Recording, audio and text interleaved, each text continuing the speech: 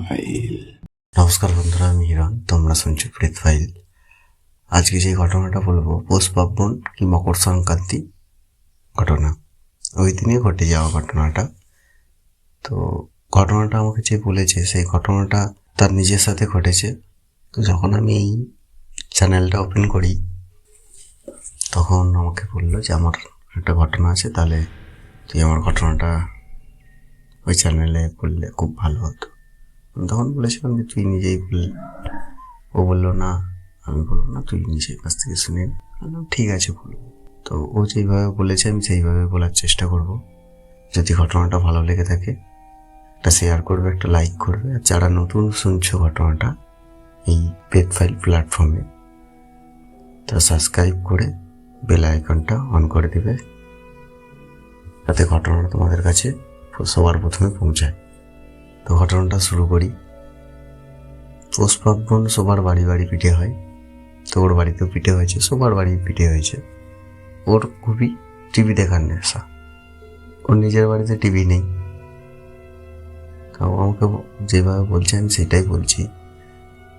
ও বললো আমার বাড়িতে টিভি নেই, আমার বাড়িতে টিভি নেই।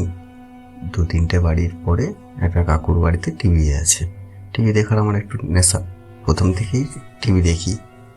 তো সন্ধে সন্ধে হয়, বাড়িতে পিঠে হয়ে গেছে, বাড়িতে বলছে পিঠে খেয়ে টিভি দেখতে যাস যদি যা। তো আমি বললাম না, পিঠেগুলো সাথে নিয়ে যায় না, টিভি দেখতে দেখতে খাবো। তো বাড়ি থাকতে মা, বাবা, পিসি এরা সবাই মানা করেছে যে পিঠেটা নিয়ে যাওয়ার দরকার নেই, খেয়ে দে, টিভি দেখতে যা।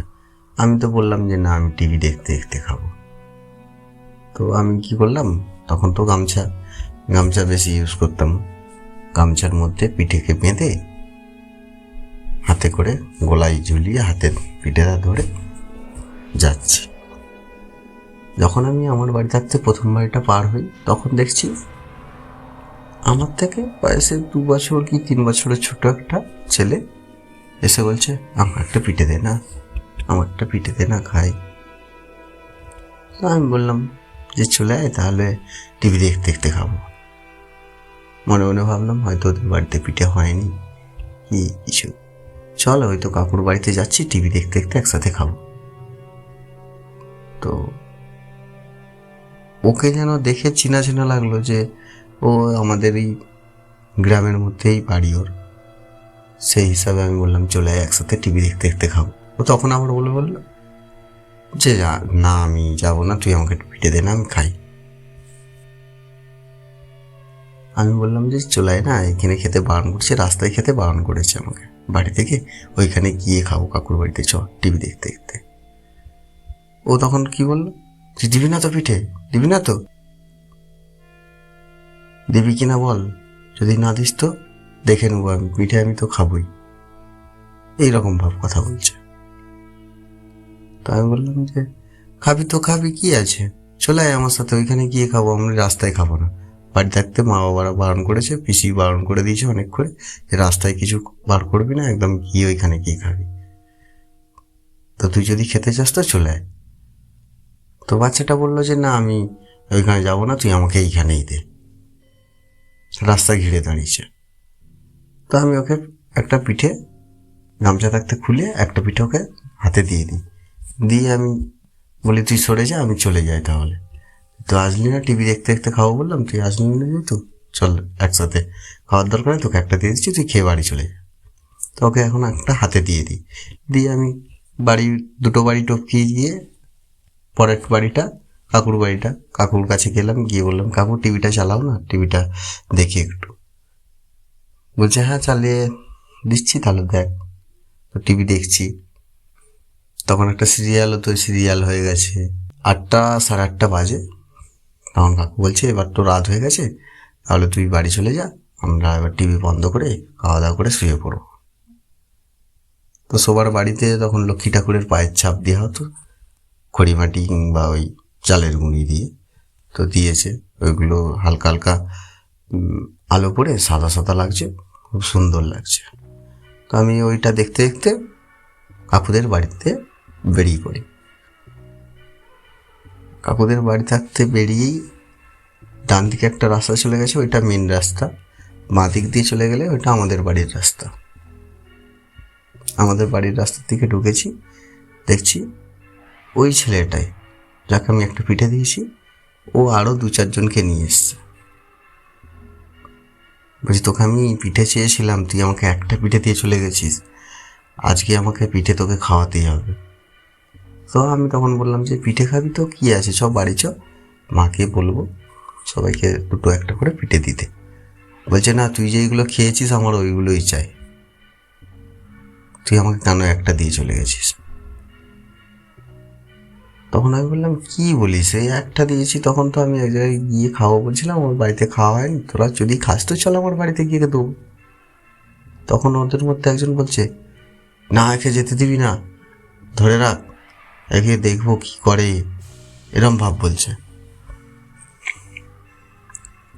তো পেছন দেখতে একজন বলছে, তুই পিঠে দিলি না কেন ওকে, দিয়ে দিতে পারতি পিঠে।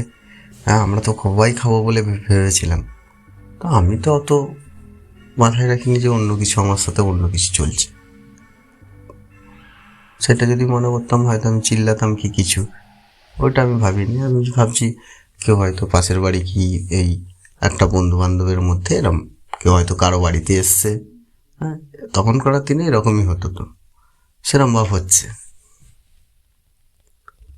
তো আমি যখন ওদেরকে বললাম যা সরে যা, রাত হয়ে গেছে, আমি বাড়ি যাব, দেখছি এরম ভাব ওদেরকে হাত দিয়ে সরিয়ে দিতে যাচ্ছি, হাতটা হাওয়ার মধ্যে চলে যাচ্ছে।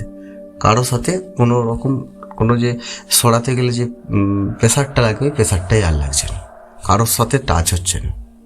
তখন আমার চমক এসে, কী ব্যাপার হলো, কিন্তু ওরা দাঁড়িয়ে আছে, ওদের গা আমার শরীরটা টাচ হচ্ছে না, আমার হাতটা ওদের শরীরের মধ্যে টাচ হয়নি। বাস, আমি তো এবার তখন অবাক হয়ে গেছি, এ কী হবে এবার। তো এবার মুখে যে আমি কিছু একটা বলে চিল্লাবো, তখন আর ভয়ের মধ্যে আমি কিছু বলতেই পারছি না। তো বলতে না পারায় এবার কি করবো, আমার পাও যেন অসার হয়ে গেছে, পা আছে বলে এবার কিছু মনে হচ্ছে না, মুখেতেও কোনো কথা বলতে পারছি না, এরম হয়ে গেছে। তো কোনো রকম মনের মধ্যে একটা সাহস নিয়ে 2 পা এগোনোর চেষ্টা করি, আমি পড়ে যাই।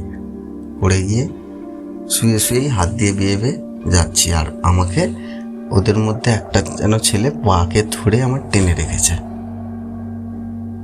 সে মানে এত জোরে টেনে রেখেছে, আমি হাত দিয়ে মাটি আঁচড়িয়ে মানে এক হাতেও এগোতে পারছি না, অনেকক্ষণ ধরে এরম হচ্ছে।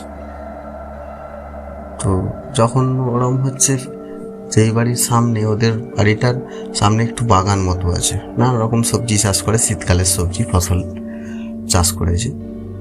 ওরা বাথরুমে আসে, একটা দেখছি হারকিন, আর আমার হাতে কোনো আলো নেই। ও এখন ওরা সব আমার মানে গা করে আওয়াজ করছি, তো এই রকম আওয়াজ শুনে ওরা এখন বেরিয়ে এসে বলছে, কী হলো এইখানে এত আওয়াজ কেন, কিসের আওয়াজ হচ্ছে, কে আওয়াজ করছে এরকম গ গ গ করে, যেন গলায় কোনো ভয়েসে কিছু আটকে গেলে যেরকম আওয়াজ হয়, ওরকম আওয়াজ করছে। তো ওরা এসে আলোটা আমার মুখের সামনে দেখে বলছে, আরে এ তো কী ব্যাপার, এইখানে শুয়ে আছে কেন, কী হয়েছে। তখন আমার কিছু আর বলার মতো কিছু নেই, আমাকে এসে চোখে মুখে জল দিতে আমি কোনো কথাই বলতে পারিনি, মানে 2 ঘন্টা 3 ঘন্টা কোনো কথাই বলিনি। ওরা আবার আমার বাড়িতে দিয়ে আসার পরে বাড়িতে পিসি মা আরে বকাবকি করছে যে কী ব্যাপার হয়েছে। আমি তখন তার দিকে খুলে বললাম যে এরম ব্যাপার হয়েছে। তো পিসি বলছে, তোকে তো বলেছিলাম যে পিঠে তোকে দিতে, বারণ করেছিলাম যে নিয়ে যেতে, তুই নিয়ে গেলি, আবার রাস্তায় পিঠে খুলে কাউকে দিয়েছিস, এই জিনিসগুলো তো খুবই খারাপ জিনিস করেছিস। ঠিক আছে, যা হয়ে গেছে, আজকের দিনটার মতো রাতটা কাটানোর পরে কিছু না কিছু একটা ব্যবস্থা করা যাবে। আর আমার তো ভয়ে গা থরথর করে কাঁপছে। যখন ওই ঘটনাটা ঘটে গেছে, আমার প্রায় ঘন্টা 2 আমি কোনো কথাই বলতে পারিনি, এরম ব্যাপার হয়ে গেছে। তো যখন সকাল হওয়ার আগেই আমি বুঝতে পারছি যেন আমার গা হাত ব্যথা হয়ে গেছে, ভারী হয়ে আছে, আমি জ্বর মতো মনে হচ্ছে। তো আমাকে প্রায় 11টা 11:30টার সময় করে নিয়ে যাওয়া হয় গুনিনের কাছে, ওজার কাছে। ওজা বাড়ি গিয়ে জানলাম যে ওরা পিঠে খাওয়ার জন্য এসছে। ওই যে পিঠে ঝুলি থাকতে গামছা থাকতে বাঁধা ছিল, 1 টাকা দিয়েছি, ওদের লোভ হয়ে গেছে। আরও 2-3 জন ওদের সঙ্গীকে ডেকে নিয়ে এসে আমাকে ওই মেরে ফেলার প্ল্যান করছিল। কিন্তু যাই হোক, পাশের বাড়ি থাকতে লোকজন এসে দেখতে পায়, দেখে আমাকে বাঁচিয়ে নেয়। তো এই ছিল ঘটনা। আমি তো বলবো যে পিঠে পার্বণের দিনে পিঠে নিয়ে বাইরে না নিয়ে যাওয়াই ভালো। পিঠে জিনিসটা এমনই, ভূতেদের একটা আকর্ষণ থাকে ওই পিঠের মধ্যে, ওদের একটা লোভ থাকে এই জিনিসটা। এই ছিল ঘটনা। যদি ভালো লেগে থাকে একটু শেয়ার করে দেবে।